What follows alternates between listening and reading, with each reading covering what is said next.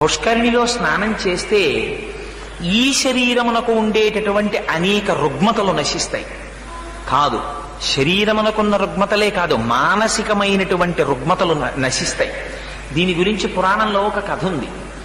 ఒక మహారాజు కొంతకాలం అరణ్యంలో వేటాడుతూ ఉండగా ఆ ఎదురుగుండా కనపడినటువంటి సింహం వెనకాతల వేట కోసమని వెళ్ళి ఆ సింహం తనని వెంట తరిమేటప్పటికి భయపడి ఒక చెట్టెక్కి ఆ చెట్టు మీద ఉండేటటువంటి భల్లూకం తనకి ఆశ్రయం ఇచ్చినా సరే కృతజ్ఞ బుద్ధితో నిద్రపోతున్న భల్లూకాన్ని సింహం మాటలు విశ్వసించి పైనుంచి కిందకి తోశాడు.